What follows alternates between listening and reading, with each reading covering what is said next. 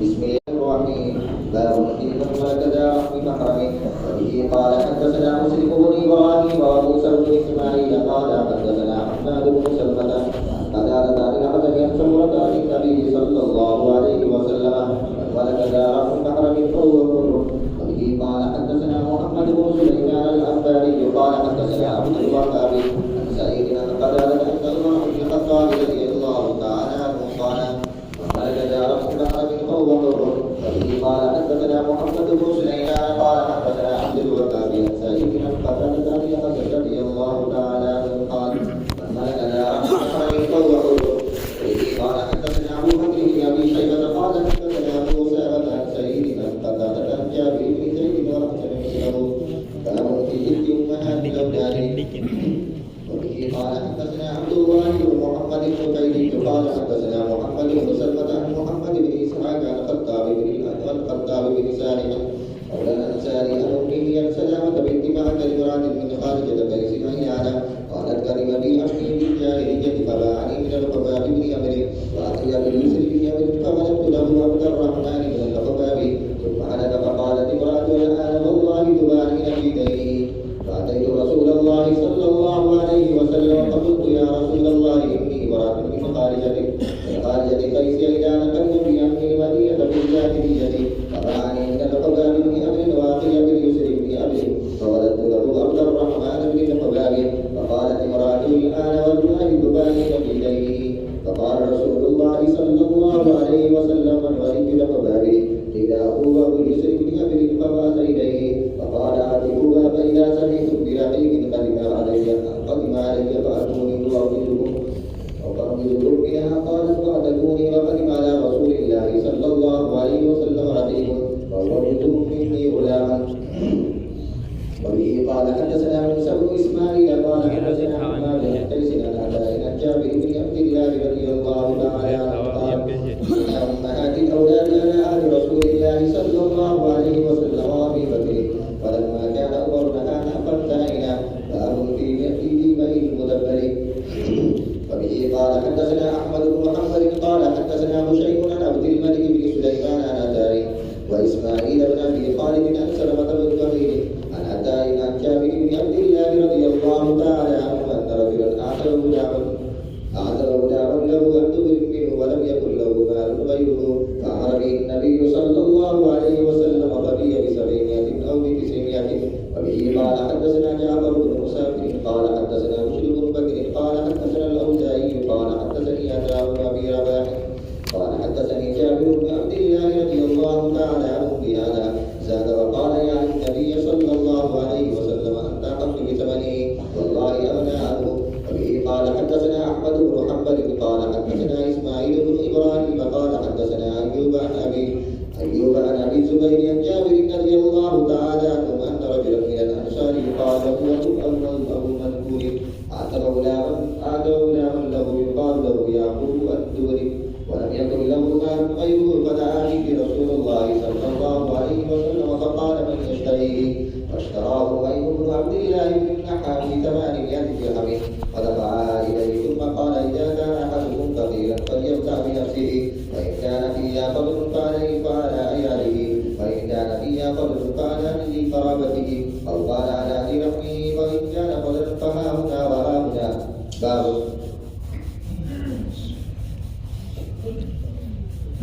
باب في من ملك ذا رحم محرم. जो शख्स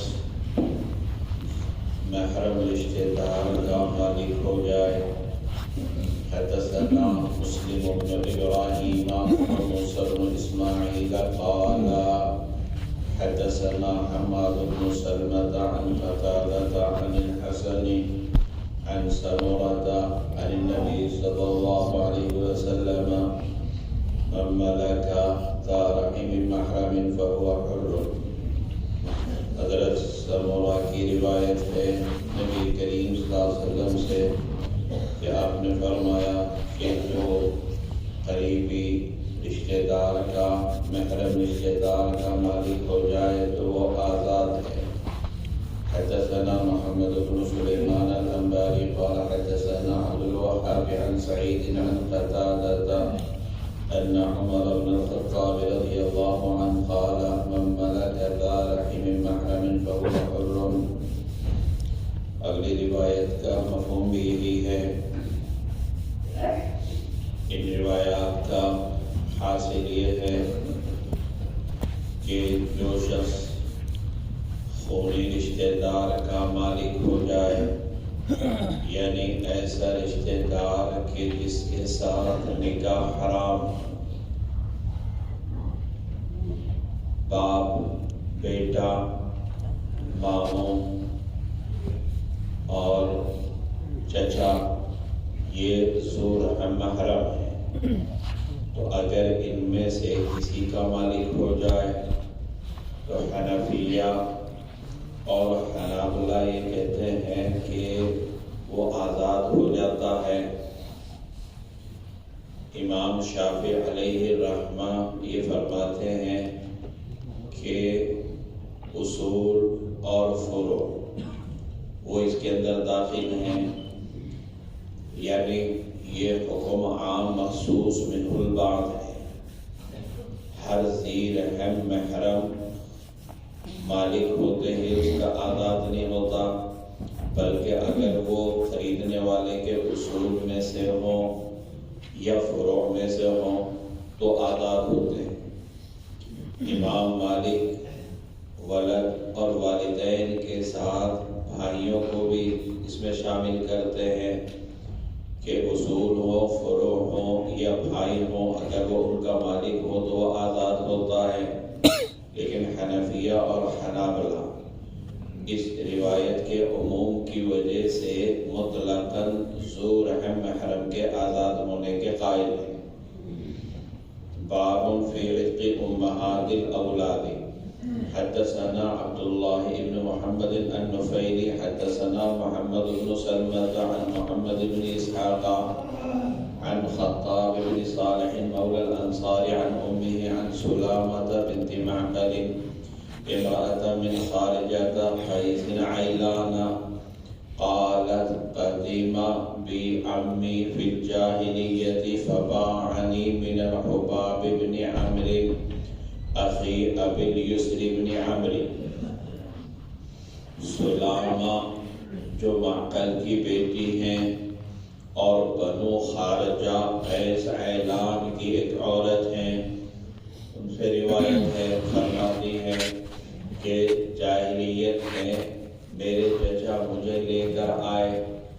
اگلی روایت میں یہ ہے کہ مدینہ لے کر آئے. پھر مجھے حباب ابن عمر جو ابو الیسر ابن عمر کا بھائی ہے اس کے ہاتھ بھیج دیا. فولدت له عبد الرحمن ابن الحباب. پھر مجھ سے ان کا ایک لڑکا عبد الرحمن پیدا ہوا. ثم ہلک. پھر حباب کا انتقال ہو گیا، یعنی میرے آقا کا. فقالت امرأته الآن والله تباعين في دينه. حباب کی بیوی نے اس وقت کہا کہ خدا کی قسم تو بیچی جائے گی اس کے دین میں، اس کے قرض میں. فأتيت رسول الله صلى الله عليه وسلم فقلت يا رسول الله إني امرأة من خارجة قيس عيلان قدم بعمي المدينة في الجاهلية فباعني من الحباب بن عمرو أخي أبي اليسر بن عمرو. پھر میں حضور صلی اللہ علیہ وسلم کے پاس آئی. میں نے کہا کہ میں خارجہ قیس عیلان کی عورت ہوں اور میرے چچا مجھے مدینہ لے کر آئے جاہلیت میں، اور مجھے حباب ابن عمر جو ابو الیسر کا بھائی ہے ان کے ہاتھ بھیج دیا. فولدت له عبد الرحمن ابن الحباب. مجھ سے ان کا ایک لڑکا عبد الرحمن پیدا ہوا. فقالت امرأته الآن والله تباعين في دينه. اس کی عورت نے کہا کہ خدا کی قسم تو اس کے قرض میں بیچی جائے گی. فقال رسول اللہ صلی اللہ علیہ وسلم من ولی الحباب. حضور صلی اللہ علیہ وسلم نے پوچھا کہ حباب کا وارث کون ہے؟ قیل اخوہ ابو الیسر ابن عمرو. لوگوں نے کہا کہ ابو یوسف ابن عمر اس کا بھائی ہے. فبعث الیہ، حضور صلی اللہ علیہ وسلم نے اس کو کہلا بھیجا. فقال اعتقوها، اور اس سے کہا کہ اس کو آزاد کر دو. فَإِذَا سَمِعْتُمْ بِرَقِيقٍ قَدِمَ عَلَيَّ فَأْتُونِي أُعَوِّضُكُم مِّنْهَا، جب تم سنو غلاموں کے بارے میں تو میرے پاس آنا، میں تمہیں اس کا بدلہ دوں گا. قالت فَاعْتَقُونِي، سلامہ کہتی ہیں کہ ابو یوسف نے مجھے آزاد کر دیا. وقدم علی رسول اللہ صلی اللہ علیہ وسلم رقیق، حضور صلی اللہ علیہ وسلم کے پاس غلام آئے. فعوضهم منی غلاما، میرے بدلے میں حضور صلی اللہ علیہ وسلم نے ان کو غلام عطا کیے.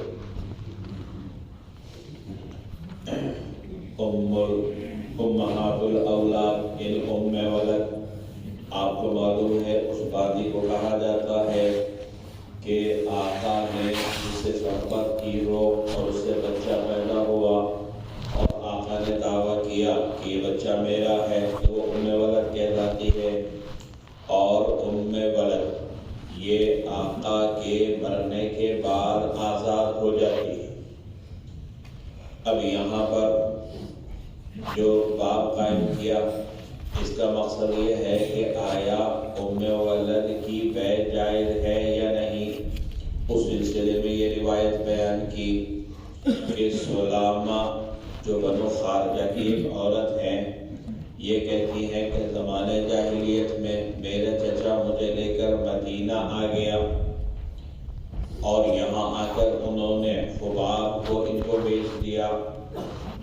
اس زمانے کے اندر ظلمن ایسا کیا جاتا تھا کہ کسی، حالانکہ اپنی سگی بھتیجی ہے، تو اب یہ ان کو لے کر آئے اور آ کر انہوں نے ان کو بازار کے اندر بیچ دیا.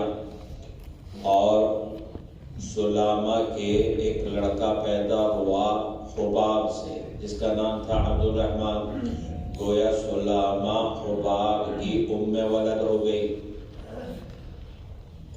اب خباب کا انتقال ہوا. خباب کے انتقال کے بعد خباب کی جو بیوہ ہے اس نے یہ کہا کہ خباب پر جو قرضہ ہے تو اس میں بیچی جائے گی، یعنی ام ولد ہونے کے باوجود بیچنے کے بارے میں بیان کیا. یہ حضور صلی اللہ علیہ وسلم کے پاس آئی اور اپنا پورا واقعہ بیان کیا. حضور صلی اللہ علیہ وسلم نے فرمایا کہ خباب کا وارث کون ہے؟ تو لوگوں نے کہا ان کا بھائی ابو یوسف ہے. چنانچہ حضور صلی اللہ علیہ وسلم نے ان کو بلایا اور فرمایا کہ اس کو آزاد کرو. تو اس سے معلوم ہوتا ہے کہ ام ولد آقا کے مرنے کے بعد آزاد ہو جاتی ہے. اور حضور صلی اللہ علیہ وسلم نے فرمایا کہ جب تمہیں یہ معلوم ہو کہ میرے پاس غلام اور باندی آئے ہیں، یعنی کسی موقع کے اوپر، تو تم میرے پاس آ جانا، میں تمہیں کچھ غلام وغیرہ دے دوں گا. چنانچہ سلامہ کہتے ہیں کہ حضور صلی اللہ علیہ وسلم کے پاس غلام آئے تو حضور صلی اللہ علیہ وسلم نے میرے بدلے میں ان کو ایک غلام دیا. یہاں پر حضور اکرم صلی اللہ علیہ وسلم کا غلام دینا یہ سلامہ کا عوض نہیں تھا، بلکہ صرف دل جوئی کے لیے کہ انہوں نے میرے کہنے پر عمل کیا اور سلامہ کو آزاد کر دیا، تو لہذا دل جوئی کے لیے اور تسلی کے لیے ایک غلام کو عنایت فرمائے. ائمہ اربعہ کا اس کے اوپر اتفاق ہے کہ ام ولد کی بیع جائز نہیں. داؤد ظاہری اور صحابہ میں سے حضرت علی رضی اللہ تعالی عنہ وہ اس بات کے قائل تھے کہ ام ولد کی بیع جائز ہے، لیکن علامہ خطابی کہتے ہیں کہ یہ اختلاف ابتدا میں تھا، بعد میں تمام صحابہ کا اتفاق ہو گیا ام ولد کی بیع کے عدم جواز پر. قیاس کا تقاضا بھی یہ ہے کہ ام ولد کی بیع جائز نہیں ہونی چاہیے. اس کی وجہ یہ ہے کہ ماں اور اولاد یہ حریت یا رقیت میں ان کی حالت ایک ہونی چاہیے، اور آقا سے جو بچہ پیدا ہوتا ہے، آقا کا جو بچہ باندی سے پیدا ہوتا ہے وہ آزاد ہوتا ہے، تو لہذا اس کی ماں بھی آزاد ہونی چاہیے. تو اس سے معلوم ہوتا ہے کہ ام ولد کی بیع جائز ہے. موسى بن إسماعيل حدثنا حماد عن قيس عن عطاء عن جابر بن عبد الله قال بعنا أمهات الأولاد على عهد رسول الله صلى الله عليه وسلم وأبي بكر فلما كان عمر نهانا فانتهينا. حضرت جابر بن عبد اللہ کی روایت ہے کہ ہم نے حضور صلی اللہ علیہ وسلم کے عہد میں اور حضرت ابو بکر کے عہد میں امہات الاولاد کی بیع کی. پھر جب حضرت عمر کا زمانہ آیا انہوں نے ہم کو منع کیا فانتہینا، لہذا ہم رک گئے. اس روایت سے معلوم ہوتا ہے کہ حضور اکرم صلی اللہ علیہ وسلم کے زمانے میں اور حضرت ابو بکر کے زمانے میں ام ولد کی بیع ہوئی ہے. حضرت عمر رضی اللہ تعالی عنہ نے اس سے منع کیا، حالانکہ ائمہ اربعہ کا اس کے اوپر اتفاق ہے کہ ام ولد کی بیع جائز نہیں. وہ حضرات اس حدیث میں یہ تعویل کرتے ہیں کہ ہو سکتا ہے کہ ام ولد کی بیع کا واقعہ شاذ و نادر پیش آیا ہو اور حضور اکرم صلی اللہ علیہ وسلم کو اس کو اطلاع نہ ہوئی ہو، یا پھر یہ ہے کہ شروع میں ام ولد کی بیع حضور صلی اللہ علیہ وسلم کے شروع کے زمانے میں ہوئی ہو لیکن بعد میں آپ نے اس سے منع کر دیا ہو اور حضرت ابو بکر کو اپنے عہد خلافت میں حضور صلی اللہ علیہ وسلم کے منع کرنے کا علم نہ ہو سکا ہو کیونکہ ان کے خلافت کا زمانہ کم ہے. پھر حضرت عمر رضی اللہ تعالیٰ عنہ کے بھی ابتدائی زمانے کے اندر لوگ بیع کرتے رہے، لیکن جب حضرت عمر کو پتہ چلا تو چونکہ ان کو معلوم تھا کہ حضور نے منع کیا ہے لہذا حضرت عمر نے پابندی رکھا. حاشیے کے اندر یہ تعویل موجود ہے. تو اس طریقے سے ائمہ اربعہ نے اس روایت کی تعویل کی. باب فی بیع المدبر، مدبر کی بیع کے بیان میں. حدثنا احمد بن حنبل قال حدثنا هشيم عن عبد الملك بن سليمان عن عطاء واسماعيل بن ابي خالد عن سلمة بن كهيل عن عطاء عن جابر بن عبد الله ان رجلا اعتق غلاما له عن دبر منه ولم يكن له مال غيره. جابر بن عبداللہ کی روایت ہے کہ ایک شخص نے اپنا غلام آزاد کیا عن دبر منه اپنی موت کے بعد، یعنی مدبر بنایا. تو آدمی جب موت کے بعد کیسے آزاد کرے گا؟ عن دبر منه اپنی موت کے بعد، ولم يكن له مال غيره اور اس کے بعد اس کے علاوہ کوئی مال نہیں تھا. فأمر به النبي صلى الله عليه وسلم فبيع ب700 أو ب900. حضور صلی اللہ علیہ وسلم نے حکم دیا تو وہ 700 یا 900 کا بکا. حدثنا جعفر بن مصافر قال حدثنا بشر بن بكر قال حدثنا الأوزاعي قال حدثني عطاء بن أبي رباح قال حدثني جابر بن عبد الله بهذا زاد وقال يعني النبي صلى الله عليه وسلم أنت أحق بثمنه والله أغنى عنه. جابر بن عبداللہ کی اوپر والی روایت کی طرح الفاظ ہیں، اس میں الفاظ کا اضافہ ہے کہ نبی کریم صلی اللہ علیہ وسلم نے فرمایا کہ تو اس کے ثمن کا، غلام کے ثمن کا زیادہ حقدار ہے اور اللہ تعالیٰ اس سے بے نیاز ہے. حدثنا احمد بن حنبل قال حدثنا اسماعیل بن ابراہیم قال حدثنا ایوب عن ابی الزبیر عن جابر ان رجلا من الانصار يقال له ابو مذکور اعتق غلاما له يقال له يعقوب عن دبر ولم يكن له مال غيره. حضرت جابر کی روایت ہے کہ ایک انصاری شخص جس کو ابو مذکور کہا جاتا ہے اس نے اپنا ایک غلام جس کو یعقوب کہا جاتا ہے اپنی موت کے بعد آزاد کیا، یعنی مدبر بنایا اور اس کے پاس اس کے علاوہ مال نہیں تھا. فدعا به رسول اللہ صلی اللہ علیہ وسلم، تو حضور صلی اللہ علیہ وسلم نے غلام کو بلایا، فقال من یشتری، فرمایا کہ کون اس کو خریدے گا؟ فاشتراہ نعیم بن عبداللہ بن النحام ب800 درہم، نعیم ابن عبداللہ ابن نحام نے 800 درہم میں اس کو خرید لیا۔ فدفعها الیہ، حضور صلی اللہ علیہ وسلم نے وہ 800 درہم ابو مذکور کو دیے۔ ثم قال اذا كان احدهم فقيرا فليبدأ بنفسه فإن كان فيها فضل فعلى عياله فإن كان فيها فضل فعلى ذي قرابته أو قال على ذي رحمه وإن كان فضلا فها هنا وها هنا۔ پھر فرمایا جب تم میں سے کوئی ضرورت مند ہو تو وہ اپنے نفس سے شروعات کرے، بس اگر اس میں بچ جائے تو اپنے عیال پر، پھر اگر اس میں بچ جائے تو اپنے قرابت داروں پر۔ راوی کو شک ہے کہ ذی قرابت کا لفظ استعمال کیا یا ذی رحمہ کا لفظ استعمال کیا، اور اگر بچ جائے تو یہاں اور وہاں خرچ کرو۔ اس باب کی ان تینوں روایات کا حاصل یہ ہے کہ اس میں ایک واقعہ بیان کیا کہ ایک انصاری صحابی ابو مسعود، انہوں نے اپنے غلام کو مدبر بنایا۔ اس غلام کا نام تھا یعقوب، اور ان کے پاس اس کے علاوہ کوئی اور مال تھا نہیں۔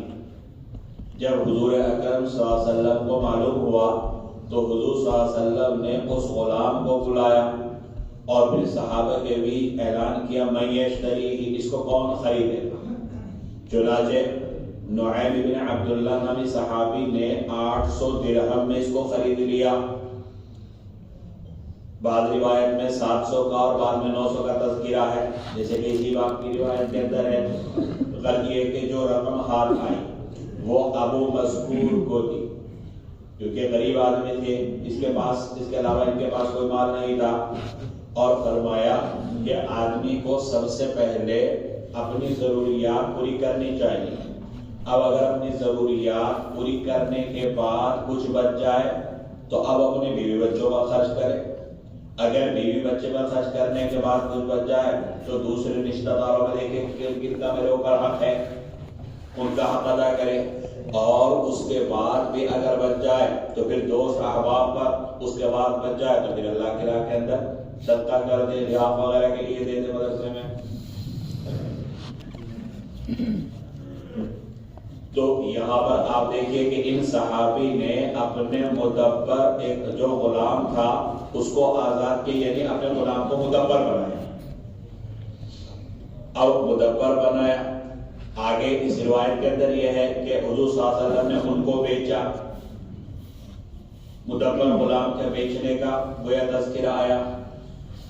امام ابو حنیفہ کے یہاں مدبر مطلق کی بیع جائز نہیں۔ امام ابو حنیفہ کے یہاں مدبر مطلق کی بیع جائز نہیں، اور مدبر مقید کی بیع جائز ہے۔ دیگر ائمہ کے یہاں مطلقاً مدبر کی بیع جائز ہے۔ امام شافعی، امام احمد کے یہاں مطلقاً مدبر کی بیع جائز ہے، اور امام مالک فرماتے ہیں کہ اگر مدبر بنانے سے پہلے آقا پر قرضہ ہو اور اب وہ مدبر بنائے اور اس کے علاوہ کوئی اور مال اس کے پاس ہے نہیں، تو اب اس کا قرضہ ادا کرنے کے لیے اس غلام کو بیچا جائے گا، تو گویا مدبر کی بیع جائز ہے۔ تو اگر مولا مقروض ہے اور اس کے علاوہ اس کے پاس قرضہ ادا کرنے کا کوئی انتظام نہیں ہے، تو اگر جو غلام کو مدبر بنا دیا تب یہ غلام کو بیچنا جائز ہے۔ لیکن احناف کہتے ہیں کہ مدبر مطلق کی بیع جائز نہیں اور مدبر مقید کی بیع جائز ہے۔ مدبر مطلق، مدبر مقید آپ جو ہے فقہ کی کتابوں میں پڑھ کر آئے کہ مدبر مطلق یہ ہے کہ آقا نے یہ کہا کہ میرے مرنے کے بعد تو آزاد، اور مدبر مقید کا مطلب یہ ہے کہ مثلاً آقا جو ہے کسی بیماری میں مبتلا ہو گیا اور اسے لگ رہا ہے کہ میں شاید اس بیماری سے ٹھیک نہیں ہوں گا، تو اب اگر یہ کہے کہ میں اگر فلاں بیماری میں مر گیا تو 2 عادات، تو یہ مدبر مقید ہے، کیونکہ یہ بھی ہو سکتا ہے اس بیماری میں مر جائے اور یہ بھی ہو سکتا ہے کہ اس بیماری سے ٹھیک ہو جائے اور کسی اور وجہ سے مر جائے. یا یہ کہے کہ میں اگر فلاں سفر میں مر گیا، اگر میں دوران طالب علمی بخاری کی سند لینے سے پہلے مر گیا تو 2 عادات، یہ مدبر مقید ہے. تو امام ابو حنیفہ کے یہاں مدبر مطلق کی بے جائز نہیں اور مدبر مقید کی بے جائز ہے. امام ابو حنیفہ کے یہاں مدبر مطلق کی بے کیوں جائز نہیں؟ کیونکہ جب آقا نے غلام کو کہہ دیا کہ میرے مرنے کے بعد تو آزاد ہے، تو یہ آقا کی زندگی میں آزادی کا مستحق ہو جاتا ہے، اور آزادی آقا کے مرتے ہی آزادی متحقق ہو جاتی ہے. اور مدبر مقید یہ آقا کی زندگی میں آزادی کا مستحق نہیں ہوتا، کیونکہ آقا نے اس کی تدبیر کو مقید کر دیا کسی خاص بیماری پر یا کسی خاص سفر پر. اور ظاہر سی بات ہے کہ یہ شرط کے درجے میں ہے، اور شرط پائی جانے اور نہ پائی جانے دونوں کا احتمال ہوتا ہے، تو لہذا فی الحال حریت کا سبب نہیں پائے گا. لہذا جب حریت کا سبب نہیں پائے گا، اگر اس کو بیچ دے تو یہ بیچنا جائز ہے. یہ جو روایت ہے کہ جس میں اس کا تذکرہ ہے کہ حضور صلی اللہ علیہ وسلم نے اس غلام کو بیچا جس کو آپ نے مدبر بنا دیا تھا، احناف اس کا جواب یہ دیتے ہیں کہ یہ حدیث مدبر مقید پر محمول ہے. مدبر مطلق مراد نہیں ہے بلکہ مدبر مقید مراد ہے. اور مدبر مقید کی بے کے جواز کے ہم قائل ہیں. دوسرا جواب یہ ہے کہ یہاں پر بیع سے مراد بیع الرقبہ نہیں، غلام کی ذات کی بیع نہیں ہے، بلکہ مراد ہے بیع الخدمت. یعنی جس غلام کو مدبر بنا دیا آقا، اگر اس کو اپنی زندگی میں دوسرے کی خدمت کے لیے اجارے پر دینا چاہے تو جائز ہے. تو یہاں پر بیع الرقبہ مراد نہیں بلکہ بیع الخدمت مراد ہے، اس کی خدمت کو بیچ رہا ہے، اور خدمت کو بیچنا یہ اجارہ کہلاتا ہے. تو اگر اجارے پر دے دے تو اجارے پر دینا جائز ہے. احناف جو کہتے ہیں کہ مدبر کی بیع مدبر مطلق کی ناجائز ہے، حضرت عبداللہ ابن عمر رضی اللہ تعالیٰ عنہ کی حدیث ہے، ان کی روایت ہے، نبی کریم صلی اللہ علیہ وسلم فرمایا المدبر لا یباع ولا یوہب ولا یورث وهو حر فی ثلث المال. مدبر مطلق کی بیع جائز نہیں ہے، نہ اس کو ہبہ کیا جائے گا اور نہ وراثت اس کو تقسیم کیا جائے گا. اور جو مدبر مقید ہوتا ہے اس کے اندر جو بیع جائز ہوتی ہے وہ ہوتی ہے ثلث مال میں، وہ ہوتی ہے صرف 1/3 مال میں، جیسے کہ وصیت کے اندر. کیونکہ مدبر مقید وہ کسی بیماری میں مبتلا اور اسے لگ رہا ہے کہ میں ٹھیک ہی نہیں ہوں گا، تو آپ کہہ دیا کہ میں اس بیماری میں مر گیا تو 2 عادات، تو گویا یہ مرد موت ہوا، مرد وفات. اور مرد وفات کے اندر 1/3 مال میں تصرف کرنے کا اختیار ہوتا ہے، اس سے زیادہ میں تصرف کرنے کا اختیار نہیں ہوتا. باب فی من اعتق عبیدا له لم یبلغهم الثلث. یہ باب ان کے بیان میں کہ جو اپنے غلام کو جو 1/3 کو نہ پہنچے آزاد کر دے. حدثنا سلیمان بن حرب قال حدثنا حماد عن ایوب عن ابی قلابة عن المهلبي عن عمران بن حسين ان رجلا اعتق 6 اعبد عند موته لم يكن له مال غيره فبلغ ذلك النبي صلى الله عليه وسلم فقال له قولا شديدا ثم دعاهم فجزاهم 3 أجزاء فقرع بينهم فاعتق 2 وأرق 4. عمران بن حسین کی روایت ہے کہ ایک شخص نے اپنی موت کے وقت 6 غلام آزاد کیے اور اس کے پاس ان کے علاوہ کوئی مال نہیں تھا. حضور صلی اللہ علیہ وسلم کو اس کی اطلاع ملی. حضور صلی اللہ علیہ وسلم نے اس کو سخت تنبیہ کی. پھر ان غلاموں کو بلایا اور ان کو 3 حصوں میں تقسیم کیا، یعنی 2. پھر ان میں قرعہ اندازی کی، بس 2 کو آزاد کر دیا اور 4 کو غلام باقی رکھا. حدثنا ابو كامل حدثنا عبد العزيز يعني ابن المختار حدثنا خالد عن ابي قلابة باسناده ومعناه ولم يقل فقال له قولا شديدا. دوسری سند کے ساتھ یہ روایت ہے، لیکن اس روایت میں اوپر والی روایت میں جو الفاظ ہے فقال له قولا شديدا، یہ الفاظ نہیں ہیں.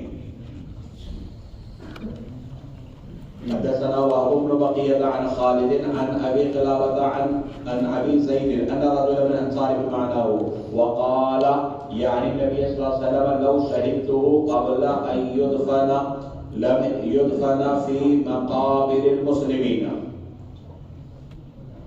ابو زید کی روایت ہے کہ انصاری شخص نے ایسا کیا جیسا کہ پہلے والی روایت میں ہے، اور حضور صلی اللہ علیہ وسلم نے فرمایا کہ اگر میں اس کے دفن سے پہلے موجود ہوتا تو وہ مسلمانوں کے قبرستان میں دفن نہ کیا جاتا.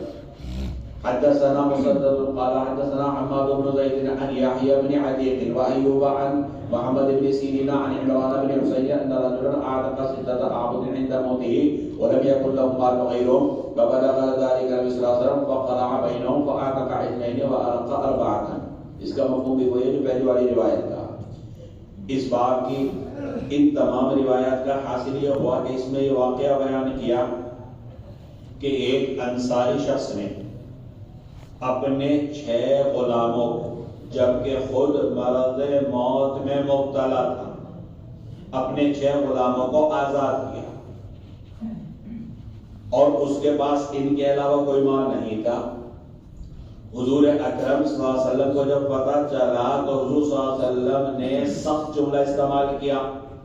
وہ کون سا سخت جملہ ہے؟ پہلی اور دوسری روایت میں تو نہیں، تیسری روایت میں یہ ہے کہ حضور صلی اللہ علیہ وسلم نے فرمایا کہ اگر ان کی تدفین سے پہلے موجود ہوتا تو پھر مسلمانوں کے قبرستان میں دفن نہ ہوتے. اتنی سخت بات نبی کریم صلی اللہ علیہ وسلم نے بیان فرمائی. اور حضور صلی اللہ علیہ وسلم نے ان غلاموں کو جن کو انہوں نے مرد وفات میں آزاد کیا تھا بلایا اور اس کو 3 حصوں میں تقسیم کیا، یعنی 2 غلاموں کی 3 جماعتیں بنائی اور پھر ان میں قرآن دادی کی. جن 2 کا نام نکل آیا ان کو آزاد کر دیا اور باقی 4 کو غلام باقی رکھا. اس سے معلوم ہوتا ہے کہ مرد وفات کے اندر کل مال کے اندر وہ تصرف نہیں کر سکتا، صرف 1/3 مال کے اندر اس کو تصرف کرنے کا اختیار ہوتا ہے. یہاں پر جس قرآن داری کا ذکر ہے اور اس میں یہ ہے کہ 2 کو آزاد کر دیا اور باقی 4 کو غلام باقی رکھا. ائمہ ثلاثہ اسی کا قائل ہے اور وہ کہتے ہیں کہ اگر اس طرح کی کوئی صورت ہو تو جو حدیث کے اندر صورت بیان کی اسی کو اختیار کیا جائے گا. امام ابو حنیفہ یہ کہتے ہیں کہ جو کہ 1/3 مال کے اندر تصرف کا اختیار ہے، گویا ان 6 غلاموں میں سے ہر غلام کا 1/3 آزاد ہوگا